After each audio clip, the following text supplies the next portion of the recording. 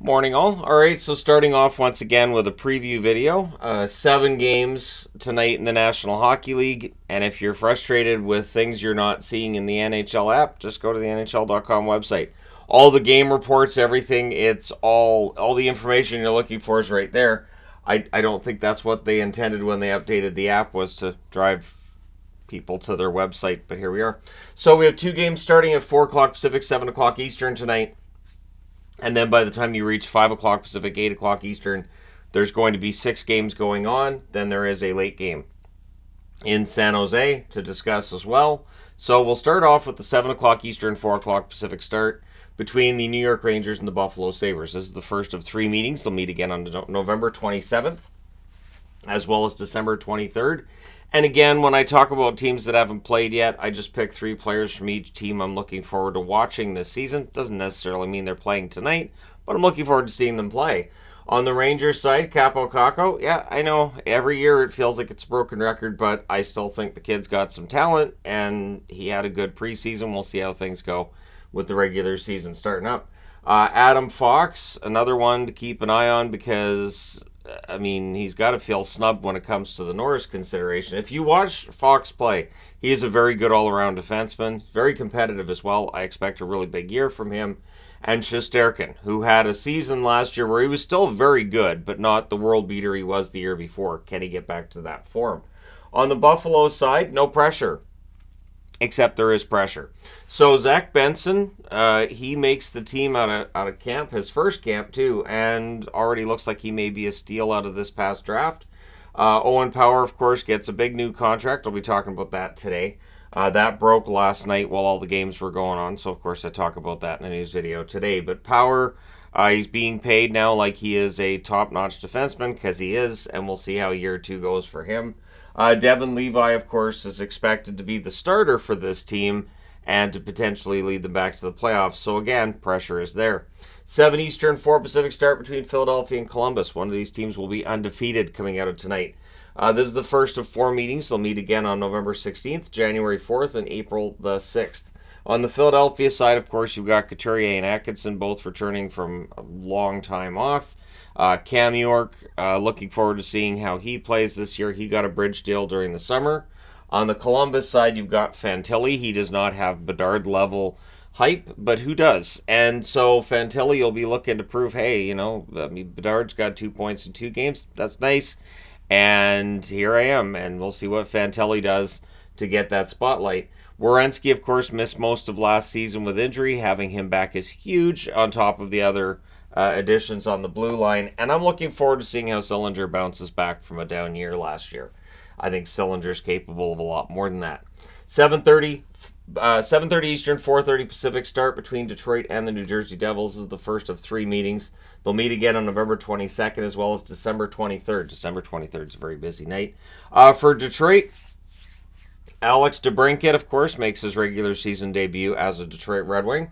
And so he will be interesting to see. It will be interesting to see how that chemistry works with Detroit and whether or not he emerges again as a 40-goal scorer. Maybe a really good setup man, because during the preseason, there's a lot of good passing going on there too. Perron's going to be an interesting one because at this stage of his career, you could probably expect a bit of a drop-off, and then we'll see if that happens. If so, who picks up the slack there for Detroit? And in net, you got Ville Husso. A debate about how good he is, how good he can be. But I know he had a good first half of last season, and a lot of Red Wings had a rough second half. On the New Jersey side, you got Timo Meier in his first full season with the team that he's signed a nice long-term contract with. You've got Holtz, who finally made the team, and we'll see what kind of role he has this season with the New Jersey Devils. And, of course, Jack Hughes, one of the most electrifying players in the National Hockey League. It is always fun to watch him play the game. 8 Eastern, 5 Pacific start between the St. Louis Blues and the Dallas Stars is the first of 4 meetings. December 16th, December 27th, and April 17th, the other 3 dates. These teams meet one another. On the St. Louis side, you've got Jake Neighbors, and Jake Neighbors I still think has some offensive upside there. I think there's more to be had, and we'll see if he finds that this year with the Blues. Jordan Kyrou, of course, his big contract. Did it weigh him down last year? Can he have a big bounce back this year? It starts tonight. And in that you have Binnington. Binnington, one of the more divisive figures in the National Hockey League.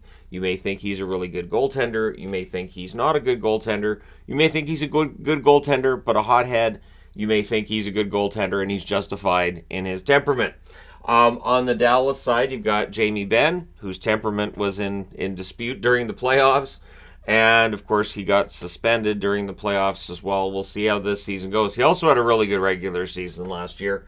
And Matt Duchene, who has been picked up on a pretty cheap contract by Dallas.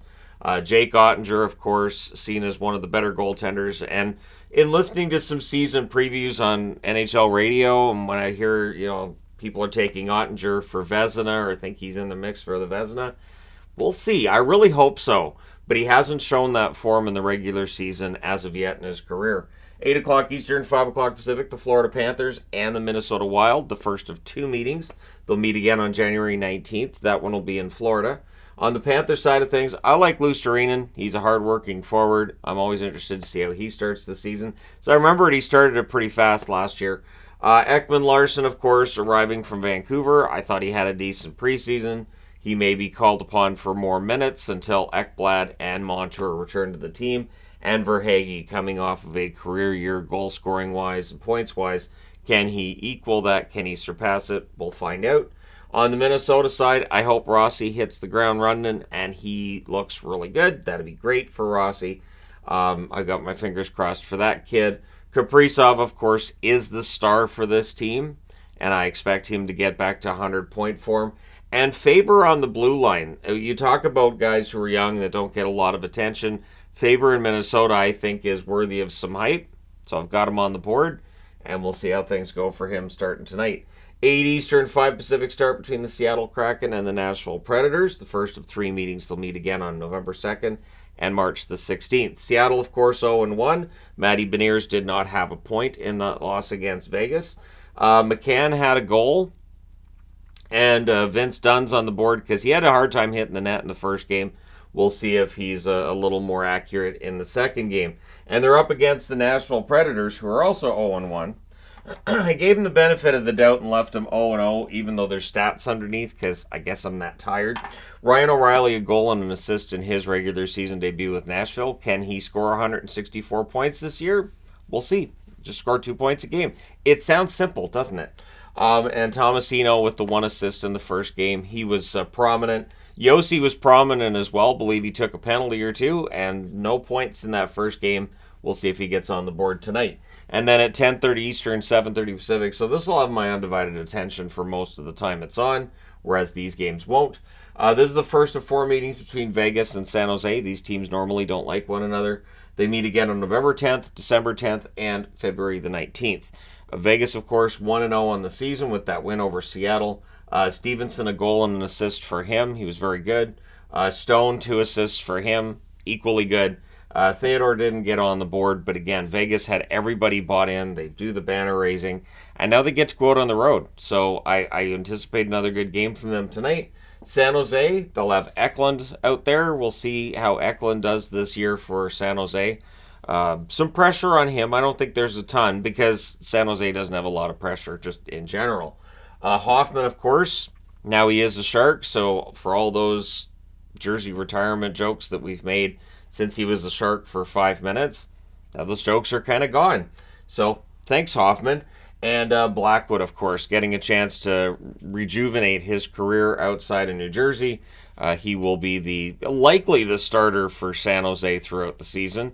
And Kakinen's probably going to be the backup, but we'll see, because once the season gets rolling, things can change. It feels like Campbell was the starter for Edmonton for the first 27 minutes last night, and now it's kind of an unknown if you're the Oilers. But at any rate, there you go. Let me know your thoughts in the comment section below, as always, including who you think wins these games. Don't forget to hit like and subscribe if you're browsing your way through. You just happened upon this video. Thank you guys so much for watching, for all your support. I will talk to you again soon.